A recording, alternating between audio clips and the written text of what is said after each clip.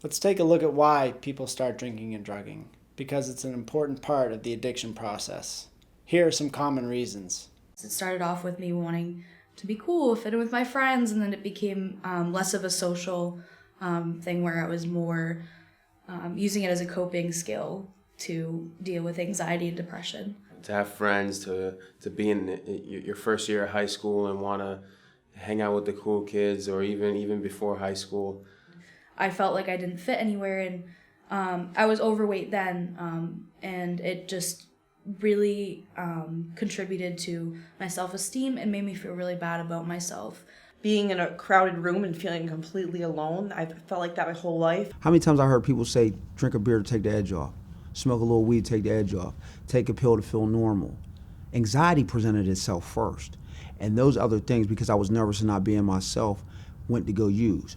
All the emotions that I was suppressing in those months of that heartbreak came right back as soon as I didn't have anything in my body. The feelings of disappointing people, feeling inadequate, not feeling enough. And with that's what led me into a downward spiral of using and trying to cover up those feelings. So my self-esteem as a child was real low. And I always felt not worthy. And I think that's what led me to want to try to fit in with the other kids instead of just being who I was. A lot of it was my insides were unhappy. I didn't really like who I was or how I felt or what was going on in my life. With the friends that you choose, that can play a big part. It's not worth it if they're making you do things that you know you wouldn't do, because you grew up in a good household. I grew up in a good family, a good childhood, lots of love, lots of laughter in my family and my household, and something was always missing. I would use that and to an extreme where I would distract and then I would never come back to my problems, and I would just bottle it all up and it would build up and build up, and I would just avoid it by drinking. Yeah, so every time I felt bad, it's what I turned to.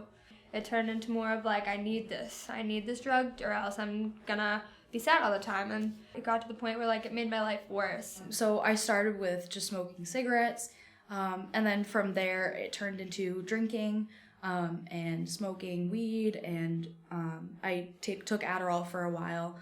If you don't smoke pot, you don't think you're cool, eventually it just turns into something that you can't turn off. So I would say anxiety and depression and substance abuse go hand in hand rather well, unfortunately. You use to cope with not being in your reality. It's just kind of a vicious cycle of I have a lot of anxiety, depression, whatever it is that you're going through. Use a drug or a drink, and you're like, hey, this kind of makes me feel better, and then just right then, and then it kind of cycles through to where it doesn't, because it only lasts that short while of feeling good, and then you're like, all right, well, now I want more of that feeling good, so you just kind of go and.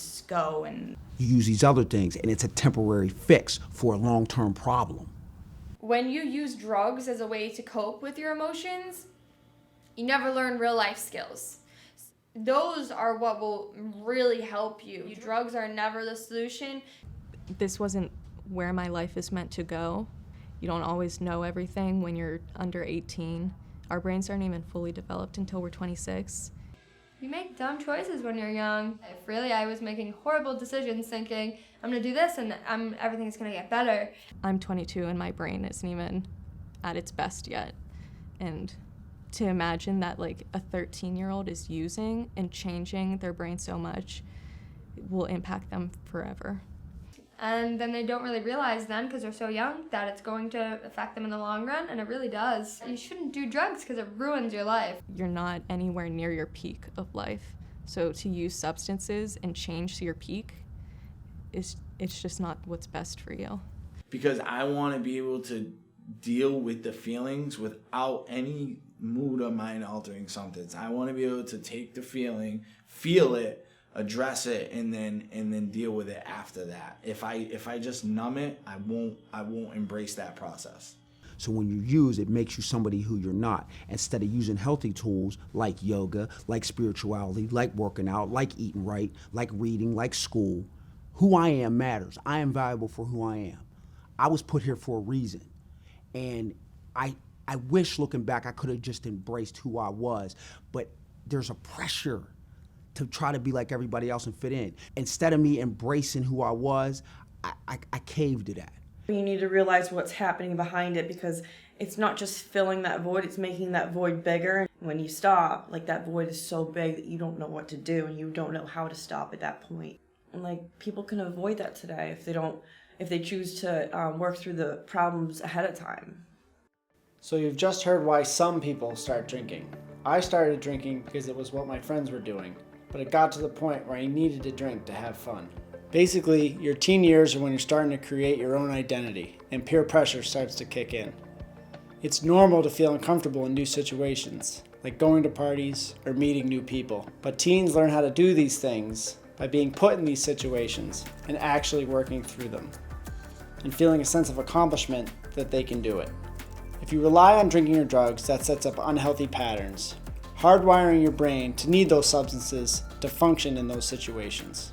This actually delays the development of coping skills that you'll need for the rest of your life.